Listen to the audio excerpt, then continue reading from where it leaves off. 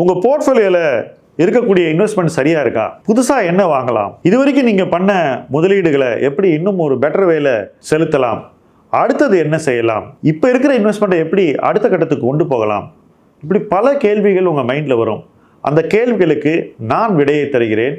AMA என்ற இந்த ஒரு வசதி மூலமாக இந்த ஃபார்மை ஃபில் பண்ணுங்க, இந்த நம்பரில் வாங்க, உங்கள் கேள்விகளை கேளுங்க, நாம் பேசுவோம்.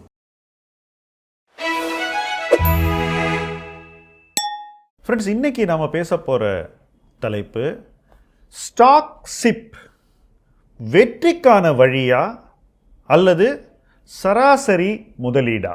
மார்க்கெட் கோவிட் பாட்டம் வந்த பிறகு ஸ்டாக் மார்க்கெட்டில் இன்வெஸ்ட் பண்ணலாமே, ஏன் பண்ணக்கூடாதுன்னு யோசித்து பல பேர் உள்ளே வந்தாங்க. அப்படி உள்ளே வந்தவங்க எல்லாருமே முதல்ல போன இடம்னு பார்த்தீங்கன்னா மியூச்சுவல் ஃபண்ட்ஸ் தான். ஆனால் மியூச்சுவல் ஃபண்ட்ஸ் அவங்களுக்கு ஒரு எக்ஸைட்மெண்ட்டை கொடுக்கல அப்படிங்கிறது தான் என்னுடைய கருத்து. எதுக்காக நம்ம மியூச்சுவல் ஃபண்டில் இன்வெஸ்ட் பண்ணோம், நேராக ஸ்டாக்ஸில் இன்வெஸ்ட் பண்ணலாமே அப்படின்ற ஒரு தாட் ப்ராசஸ் நிறைய பேர் மைண்டில் ரொம்ப சீக்கிரம் வந்துருச்சு.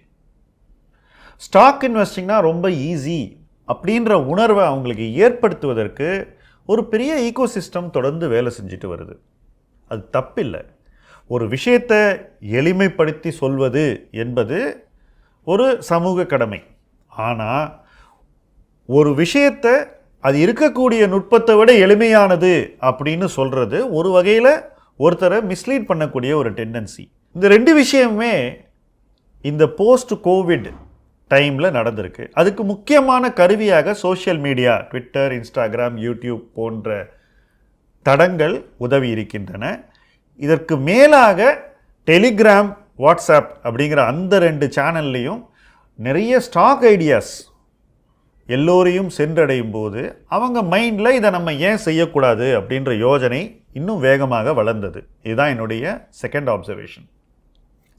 இந்த தாட் ப்ராசஸ் வளரும்போது மியூச்சுவல் ஃபண்டில் எஸ்ஐபி பண்ணி போர் அடித்து போன இன்வெஸ்டர்ஸ், ரொம்ப சீக்கிரமே போர் அடித்து போன இன்வெஸ்டர்ஸ் ஏன் டைரெக்டாக ஸ்டாக்லேயே இன்வெஸ்ட் பண்ணக்கூடாது எஸ்ஐபி அப்படின்ற ஒரு கேள்வியை கேட்டாங்க. அந்த கேள்வி அவங்களை கேட்க வச்சது இந்த சோஷியல் மீடியா இன்ஃப்ளூயன்ஸ் அப்படிங்கிறதையும் மறுக்க முடியாது. ஏன்னா என்னுடைய எக்ஸ்பீரியன்ஸில் எத்தனையோ ஜாம்பவான்களை பார்த்துருக்கேன் இன்வெஸ்டிங்கில், எத்தனையோ கிரேட் இன்வெஸ்டர்ஸை பார்த்துருக்கேன், எத்தனையோ பொறுமைசாலிகளை பார்த்துருக்கேன், எத்தனையோ மிடில் கிளாஸ் பீப்புள் ஸ்டாக் மார்க்கெட்டுக்கு வந்து தங்களுடைய மிடில் கிளாஸ் இன்கமில் வர சேவிங்கை வச்சு பணக்காரனானவங்களை பார்த்துருக்கேன். ஆனால் ஒருத்தர் கூட இந்த வழி, அதாவது ஸ்டாக்கில் எஸ்ஐபி பண்ணணுன்ற வழியை சொன்னதே கிடையாது. ஏன்னாக்கா இப்படி பண்ணவங்க எல்லாருக்குமே ஒரு அடிப்படை விஷயம் தெரியும். ஒரு ஸ்டாக்கை வாங்கிறதுக்குன்னு ஒரு சரியான தருணம் இருக்குது. அந்த தருணத்துக்கு கொஞ்சம் முன்னாடியோ கொஞ்சம் அப்புறமோ வாங்கினா ஒன்று நம்ம ஸ்லைட்லி காஸ்ட்லியர் ப்ரைஸில் முதல்ல வாங்கியிருப்போம், அல்லது ஸ்லைட்லி அட்வான்டேஜஸ் ப்ரைஸில் அப்புறம் வாங்கியிருப்போம். So it's just plus or மைனஸ்ன்ற ஒரு இதுதான் அந்த ஐடியல் டைமோட ஒரு வாய்ப்பை நமக்கு கொடுக்கக்கூடிய தருணங்கள். அந்த தருணத்தில் வாங்கணுங்கிறது தான் எல்லோருடைய புரிதலும். ஆனால் அந்த தருணம் உங்களுக்கெல்லாம் கண்டே பிடிக்க முடியாது. அதனால் அந்த ஸ்டாக்கை நீங்கள் மாதம் மாதம் வாங்குங்க, உங்களுக்கு இருக்கக்கூடிய கொஞ்சம் சேவிங்ஸை வச்சு வாங்குங்க, ஏன்னா உங்கள்கிட்ட அதிகம் பணம் இல்லைன்னு அதே மிடில் கிளாஸை இந்த சோஷியல் மீடியா நம்ப வச்சது அப்படிங்கிறது தான் உண்மை. இது என்னோட தேர்ட் பாயிண்ட். இப்படி நம்பிக்கை வேகமாக வளரும்போது எல்லாரும் அதை பண்ண ஆரம்பிக்கிறாங்க.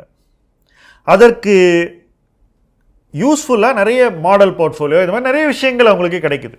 நான் பார்த்த ஒரு விஷயம் ரொம்ப யூஸ்ஃபுல்லாக இருந்தது. இது ஹிந்து பிஸ்னஸ் லைனில் ஒரு ஆர்டிக்கல் ஃப்ரண்ட் பேஜில் வந்தது. ஸ்டாக் சிப்ஸ் மோர் பேங்க் தென் பக்னு இந்த ஆர்டிக்கல் எழுதியிருக்கு. இது எழுதினவர் குமார் சங்கர் ராய். இதில் அவர் டேட்டா கொடுத்துருக்காரு. என்ன இந்த டேட்டா அப்படின்னு பார்த்தீங்கன்னா, இந்த 1 year 3 year 5 yearல பார்க்கும்போது வெறும் 55லேருந்து 59% ஆஃப் மந்த்லி ஸ்டாக் சிப்பு தான் பெஞ்ச்மார்க் இண்டெக்ஸையே பீட் பண்ணியிருக்கு அப்படின்னு சொல்கிறார். ஸோ 40% கிட்டத்தட்ட 40லேருந்து 45% ஃபெயிலியர் ஸ்டாக் ஸ்லிப் அப்படின்னு அவர் சொல்கிறார். ஸ்டாக் சிப் ஃபெயில் ஆகுது அப்படிங்கிறது இந்த இடத்துல டேட்டாவோட சொல்லப்படுகிறது.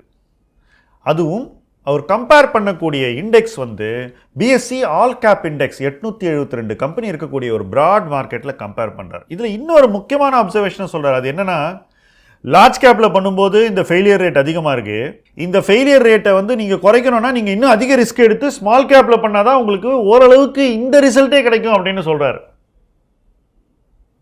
இப்போ தேர்வுகளுடைய முக்கியத்துவம் எவ்வளவு அப்படிங்கிறது தான் இந்த ஆர்டிக்கலை படிக்கும்போது எனக்கு வரக்கூடிய ஃபஸ்ட்டு பாயிண்ட் ஆஃப் வியூ. அந்த தேர்வுகளை தப்பாக செஞ்சிட்டிங்கன்னா, அதுவும் நீங்கள் ஒரு 15 ஸ்டாக் 20 ஸ்டாக் தேர்ந்தெடுக்கும் போது ஒரு 5-6 ஸ்டாக் தப்பாக எடுத்துட்டிங்கன்னா நிச்சயமாக உங்களுக்கு இண்டெக்ஸில் வரக்கூடிய ரிட்டர்ன் கூட வராது ஸ்டாக் ஷிப்பில் அப்படிங்கிறது நான் படித்த இந்த ஆர்டிக்கல் மூலமாக உறுதி செய்யப்படுகிறது. ஆனால் இது எனக்கு எப்போதுமே தெரிஞ்ச ஒரு விஷயம்தான். இது ஒன்றும் ராக்கெட் சயின்ஸ் இல்லை. நான் சொன்ன மாதிரி எனக்கு பரிச்சயமான முதலீட்டாளர்கள் எல்லோருமே இதை தவிர்த்ததுக்கான காரணம் இதுதான். ஆனாலும் இந்த விஷயத்தை சொல்லி நம்ப வைக்கிறதுங்கிறது இன்ஃப்ளூயன்சர்ஸுக்கும் சரி, சோஷியல் மீடியா ப்ரெசன்ஸ் உள்ளவர்களுக்கும் சரி ரொம்ப எளிமையாயிடுச்சு. அதன் மூலமாக நடந்தது என்ன, அவங்க ஃபாலோயிங் வளர்ந்தது, அவ்வளோதான். என்னை பொறுத்த வரைக்கும் இதெல்லாம் ரொம்ப ஷார்ட் டேர்ம் திங்கிங் உள்ள அட்வைஸ். எந்த அட்வைஸுமே 10 வருஷம் நிலைக்கணும், 20 வருஷம் நிலைக்கணும், அப்போ தான் அது அட்வைஸ். 1 வருஷம் 2 வருஷத்தில் 1-2 ஸ்டாக்கில் சக்ஸஸ் ஆகிட்டு அதுக்கப்புறம் 10 ஸ்டாக்கை கொடுத்துட்டு அதில் 4 ஃபெயில் ஆகிறதெல்லாம் அட்வைஸ் கிடையாது. என்னை பொறுத்த வரைக்கும் என் பார்வையில் அவ்வளவு மிகையான அட்வைஸ் மக்களுக்கு வழங்கப்படும் போது, எத்தனையோ பேர் எத்தனையோ அட்வைஸை கொடுக்கும்போது இதிலிருந்து டிஸ்டில் பண்ணி வடிகட்டி எடுக்கிறதே ஒரு இன்வெஸ்டருக்கு ரொம்ப கஷ்டம். அந்த டிஸ்டிலேஷன், அதாவது ஒரு பெரிய ஃபனல் இருந்தாக்கா மேலே ப்ராடாக இருக்கும், கீழே நேரவாக இருக்கும். உங்களுடைய ஸ்டாக் ஐடியாஸ் ஃபனலும் அந்த மாதிரி தான். மேலே எக்கச்சக்க ஐடியாஸ் இருக்கும், அதுலேருந்து குறைச்சி கீழே வர்ற வரைக்கும் நீங்கள் சரியான ஸ்டாக்ஸை கீழே கொண்டு வரணும். தவறான ஸ்டாக்ஸ் கீழே உங்கள் ஃபனலில் வந்துடுச்சுன்னா அது உங்கள் இன்வெஸ்ட்மெண்ட் ஆகிடும், தேர்வு பிழைகள் வந்துடும். ஸ்டாக்ஸிப்புடைய முக்கியமான எதிரியே தேர்வு பிழைகள் தான். தப்பான தேர்வுகளை செஞ்சுட்டு அதில் தொடர்ந்து இன்வெஸ்ட் பண்ணால் வெற்றி வரும்னு நம்புறது என்னை பொறுத்த வரைக்கும் இக்னரன்ஸ், அது இன்னசென்ஸ்னு கூட சொல்லலாம். ஒரு அறியாமையை தான் நீங்கள் அந்த இடத்துல வெளிப்படுத்துறீங்க.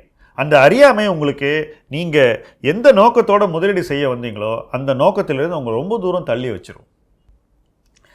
நான் தொடர்ந்து இந்த சேனல் மூலமாக நிறைய விஷயங்களை சொல்கிறேன். இந்த விஷயங்கள் எல்லாமே வந்து ஒரு இன்வெஸ்டர் எப்படி தன்னை பாதுகாத்து கொள்ள வேண்டும் என்ற நோக்கத்தோடு சொல்லப்படுபவை. இதன் மூலமாக ஒரு இன்வெஸ்டர் வந்து தன்னை பாதுகாத்து கொண்டால் நிச்சயமாக அவங்க ஒரு 10 to 15 இயர்ஸில் அவங்க நினைக்கிற விஷயத்தை அவங்க அடைய விரும்புகிறத அடைய முடியும். மாறாக இந்த மாதிரி ஷார்ட்கட்ஸை தேடி போய்கிட்டே இருந்தால் ஒரு பயணமும் உங்களுக்கு இன்னும் வீக்னஸை கொடுக்கும், உங்களை இன்னும் ஒரு வீக்கர் இன்வெஸ்டரை ஆக்கி விட்டுரும். So 1 journey 1 mistake, 2nd journey another mistake, 3rd journey உங்களுக்கு வந்து கரேஜே கொடுக்காது. அங்கே போய் ஒரு மிஸ்டேக் பண்ணிங்கன்னா நீங்கள் மார்க்கெட் விட்டே வெளியே போயிடுவீங்க.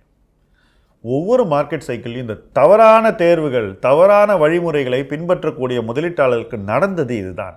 இது இன்வெஸ்டர்ஸ்க்கு நடக்கக்கூடாது என்பது தான் நாம் இந்த சேனல் மூலமாக இந்த விஷயங்களை உடைத்து பேசுவதன் நோக்கம்.